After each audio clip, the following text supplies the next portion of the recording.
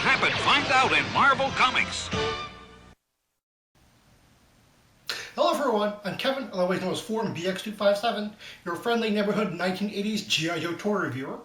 And today I'll be taking a look at the old Marvel Comics of G.I. Joe, or rather the old Marvel Comics through the reprints in the trade paperbacks. Now these trade paperbacks, for the most part, collect about 10 issues per volume.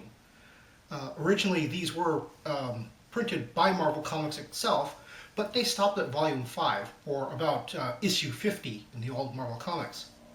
IDW picked up the license in 2009 and reprinted the first 5 volumes, and then continued on with 15 volumes, meaning that they actually reprinted all 155 issues of the original Marvel comic run. Now, one bad thing I would have to say about the Marvel comic versions of the trade paperbacks is they reprint the covers almost like chapter breaks between each of the issues. But as you can see, the covers are kind of offset, like half of it isn't even on here, and it's kind of small because they have all this other junk in here, which is, it's rather nice and all that, but I mean, come on. The IDW versions of the same thing actually has a full cover, even though they've taken out like the G.I. Joe logo and the whole Spider-Man thing in the corners. I think that's a little better if you're looking for that. I bought these originally when they came hot off the presses, so I had no idea that not only Marvel was going to stop at 5, I had no idea that IDW would have actually continued and changed the format a tiny bit. One other interesting thing about, actually, the whole first volume contains about 10 issues, and each of these 10 issues is more or less a standalone story. It introduces some very interesting side characters and devices and even some plot points, but it doesn't really carry over from one issue to the next the way it would later on. And one other unfortunate point about this is both Marvel and the IDW versions of the first volume reprint does not reprint issue number 1 in its entirety. Issue number 1 actually was actually a 48-page story, but it had a main story and a short story after that, as well as some technical stuff on like the Mobat and the Pit and some characters, and all that stuff is gone. It's only just the main story. The short story, Hot Potato, I believe it was an 8-page story, has never been reprinted. The only time you're going to see Hot Potato is if you pick up the original Marvel Comics number 1, if you pick up Treasury number 1, I believe the Marvel Comics magazine, which was that small little 5x5 little magazine thing, as well as Tales of G.I. Joe, which is probably a little bit more cheaper and accessible. Other than that, I don't really see that little story being reprinted, and that's rather unfortunate. Issue number 1 is titled Operation Lady Doomsday, and in this story, Dr. Adele Burkhart, who is a nuclear physicist as well as a government whistleblower, is kidnapped by Cobra. So it's up to the original Green 13, which consists of Scarlet, Breaker, Grand Slam, Grunt, Stealer, Clutch, Breaker, Hawk, Zap, Snake Eyes, Flash, Short Fuse, and Rock and Roll in order to save her. What's very interesting about the comic book, and I'm not just talking about the reprint in the trade paperback, but the original comic book itself had a sale date of June 1982. Now, back then, a lot of comic books were made out of a sort of a newsprinty kind of a paper, a 4-color process, and cost about 50 to 60 cents. Whereas issue number 1 of G.I. Joe was printed on a very heavy, very bright white stock called Baxter paper, was 48 pages long with no ads, so it was G.I. Joe from cover to cover, as well as costing $1.50, which is quite a lot back then. It really feels like G.I. Joe number 1 was meant to be a one-shot. Very interesting, because Marvel actually had a lot of success with other toy tie-in comic books like ROM and Micronauts and Shogun Warrior, so I'm not really sure why they want to go that route. A few other interesting things is on the panels where the character names are first introduced, you can also see, in addition to all the other G.I. Joes, a codename Shooter, which obviously is an in-joke for Jim Shooter, who was the Marvel editor-in-chief. It's actually that kind of tongue-in-cheek things that you kind of see in the captions in a lot of Marvel comics at the time. It's interesting because a lot of people have actually picked up on that and actually wanted Shooter to become a character. Also making their first appearance is General Iron Butt Austin, General Flag, Cobra Commander, who is shown here with his hood, which is something that the toy design did not have. So that's actually something that the artist made up. The Baroness, who again is pretty much a comic-only character, who is just so beloved that, and so well-rounded that they eventually got her a figure. Interestingly enough, she has a very distinctive mole on her cheek, and she has that up until issue 5, where it just sort of disappears after that.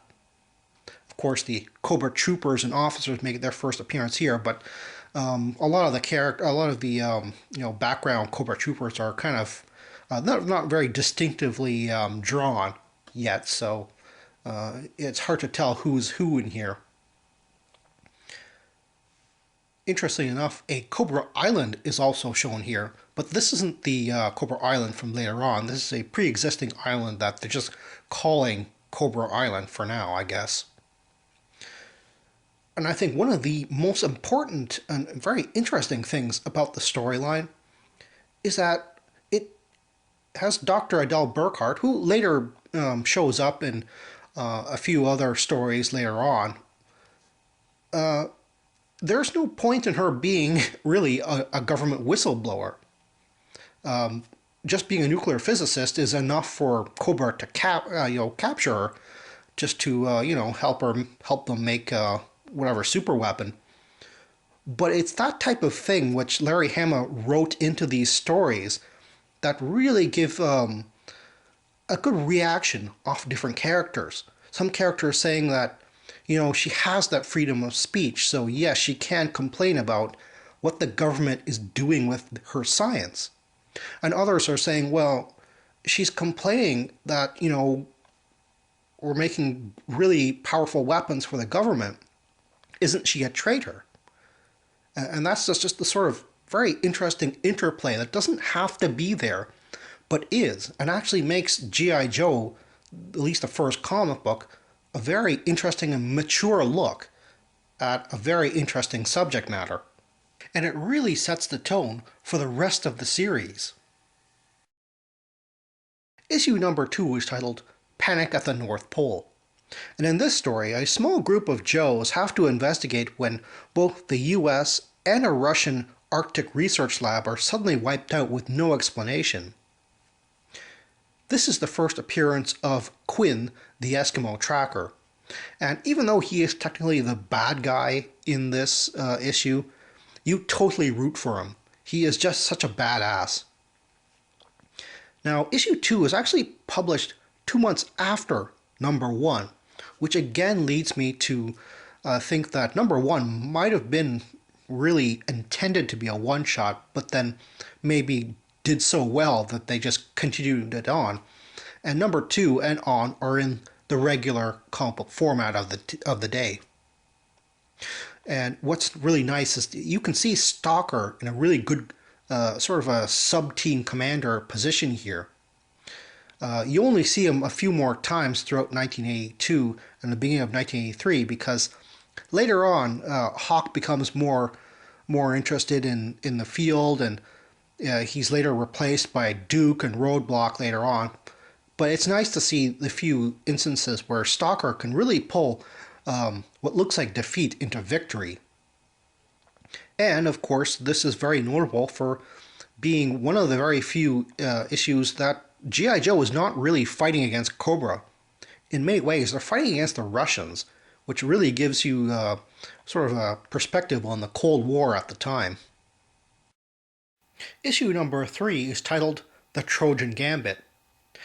In this story, the G.I. Joes have already smashed a small Cobra base and have taken their robot and taken it apart to better analyze it back at the pit. But that is according to Cobra's plan.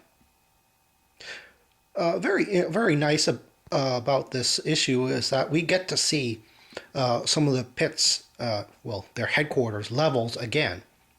Well, I say again because if you had the original G.I. Joe number 1, you'd see the whole pit in diagram form.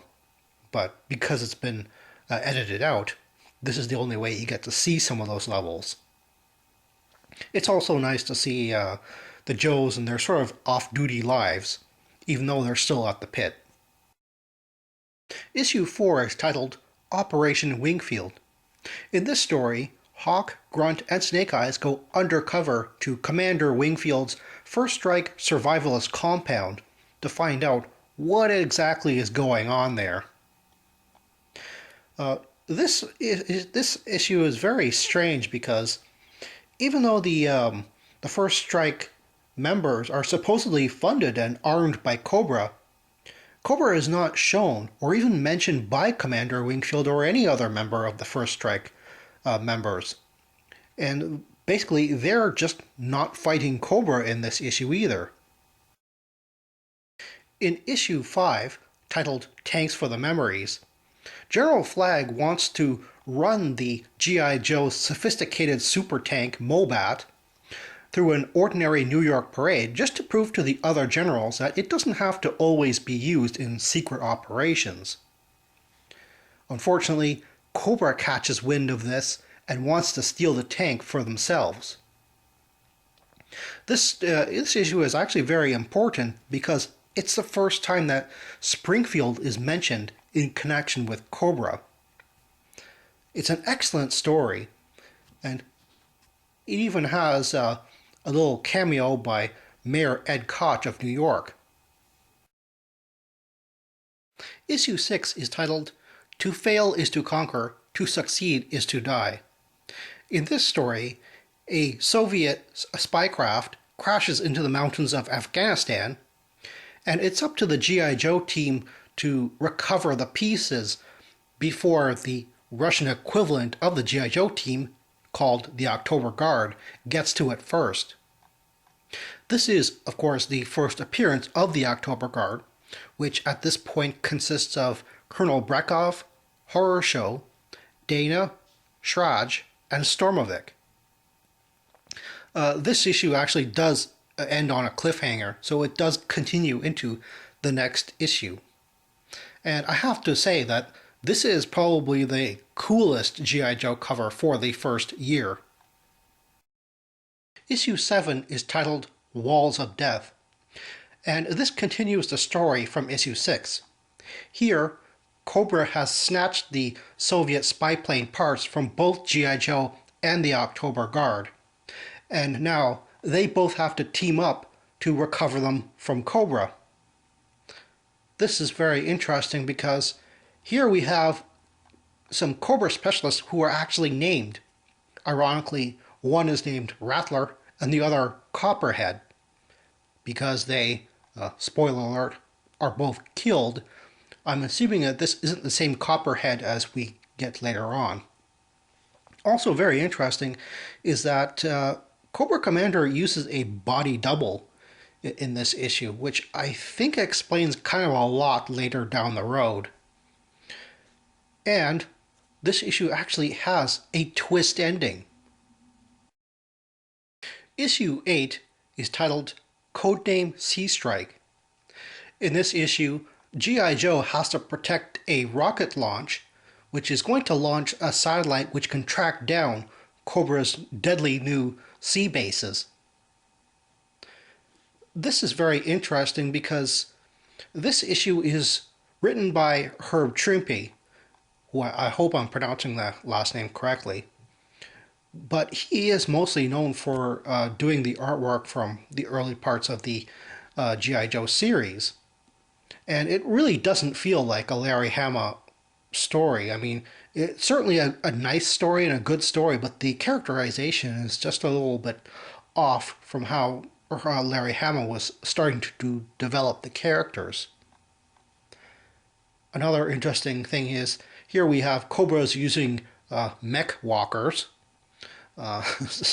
Something that's actually very toyetic and not something that you see in the comic books basically ever again.